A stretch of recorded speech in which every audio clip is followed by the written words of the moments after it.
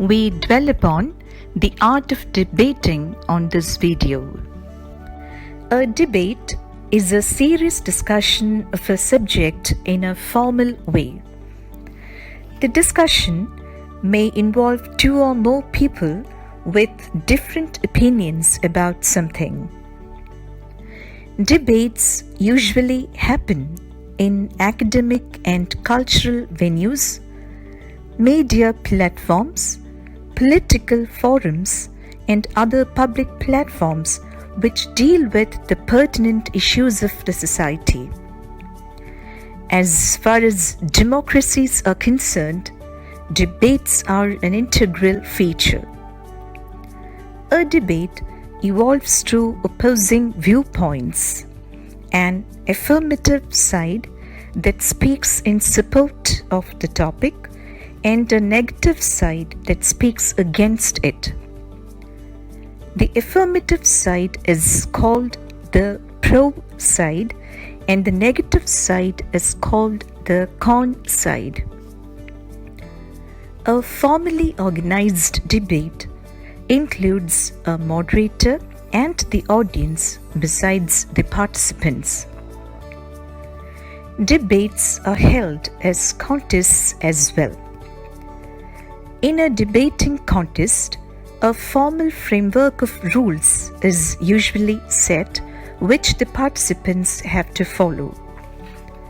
The outcome may be decided by the judges of the event, or by a system of voting, or by some other logical methods. Now, let's take a look at the etymology of the word debate. The word debate takes its origin from the Old French word débat, which means to fight or to beat down.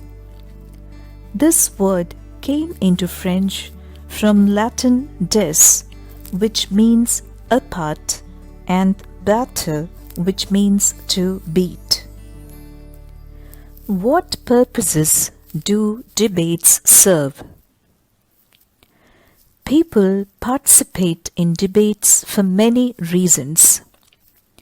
While some are motivated by sheer interest, others get inspired by the many skills which debates sharpen.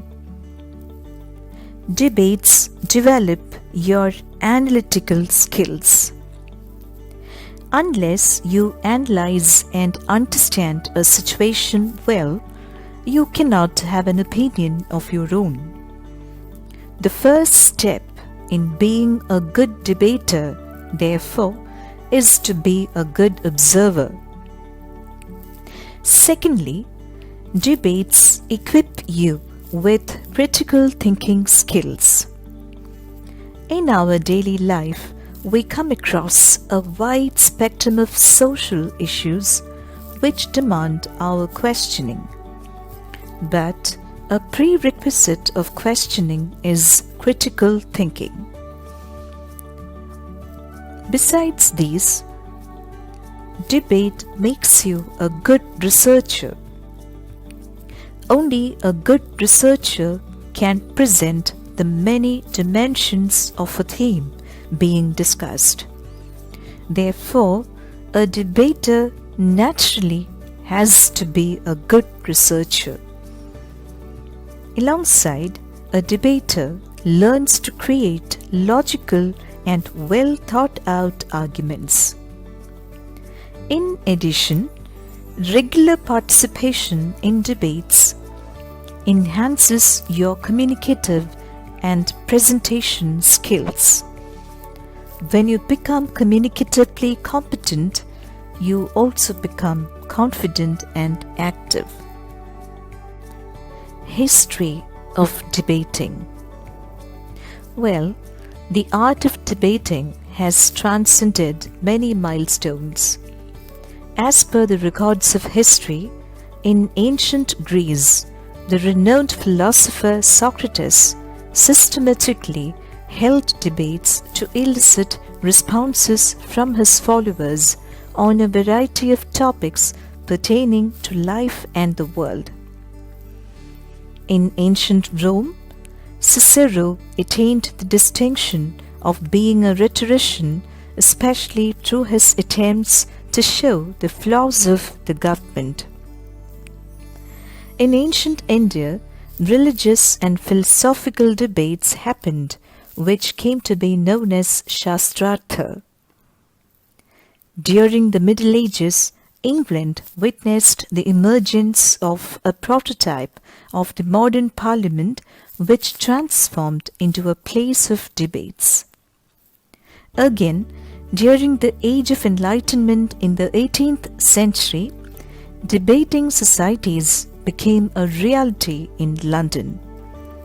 Around the same time, student debating societies developed in many universities in Britain and America. In 1858, Abraham Lincoln and Stephen Douglas got into a heated debate for a Senate seat in Illinois, which is regarded as the forerunner of modern-day debate. The debate between these two personalities came to be known as the Lincoln-Douglas model of debating. The 1960 presidential election debate between John F. Kennedy and Richard Nixon was televised, and for the first time, debate came to occupy a space in the media. Since then, debates have been an integral part of any society's attempts to resolve political, social, and cultural issues. Regarding debating skills, content is one of the most important parts of the debate.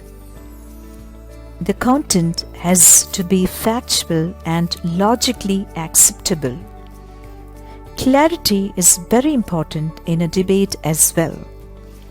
Your points must be crisp, well structured, and clearly conveyed. Coherence is the next important aspect. You have to stay focused on the topic throughout.